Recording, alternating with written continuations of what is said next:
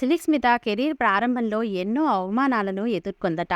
చాలామంది తనని తక్కువ చేసి చూసేవారట. లోగో చేసి మాట్లాడేవారట. మాత్రం రెస్పెక్ట్ ఇచ్చేవారు కాదంట. దీంతో అనేక అవమానాలను ఆమె ఫేస్ చేసిందట. క్రమక్రమంగా తనకు పేరు వచ్చింది, బ్రేక్ వచ్చింది, మోస్ట్ వాంటెడ్ ఆర్టిస్ట్ అయిపోయింది. చిరంజీవి, బాలయ్య, నాగార్జున, వెంకటేష్ వంటి పెద్ద పెద్ద స్టార్స్ సైతం ఆమె డేట్స్ కోసం వెయిట్ చేసే పరిస్థితి నెలకొంది. స్టార్ హీరోలను మించిన క్రేజ్ ఆమెకి ఓ దశలో వచ్చింది. అయితే సిలిస్మిత ఎవరిని వదిలేది కాదట. అందరిపై తన రివెంజ్ తీర్చుకునేదట. తనని ఎలా అయితే అవమానించారో అలానే తాను కూడా తగ్గేది కాదట. సెట్లో కాలు మీద కాలు వేసుకుని కూర్చునేదట. చిరంజీవి, బాలయ్య లాంటి పెద్ద పెద్ద స్టార్స్ వచ్చినా కూడా కాలు మీద కాలు తీసేది కాదట.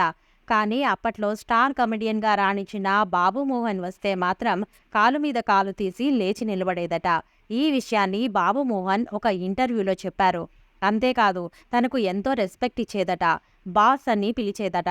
తనని అర్థం చేసుకున్న వ్యక్తి మీరే అని చెప్పేదట. ఓసారి ఫారిన్లో షూటింగ్ జరుగుతున్నప్పుడు తనని షాపింగ్కి తీసుకెళ్ళిందని, అందులో నల్లని స్టైలిష్ కళ్ళజోడు కొనుక్కుని ఎలా ఉందో అని అడిగిందట. తాను బాగుందని చెబితే ఆ తర్వాత తీసి తనకు పెట్టిందట.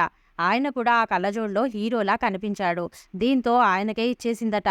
దాని కాస్ట్ అప్పట్లోనే వేలల్లో ఉండేదట. అయినా తన కోసం ఆ కళ్ళజోడు ఇచ్చిందని చెప్పారు బాబు మోహన్. తనని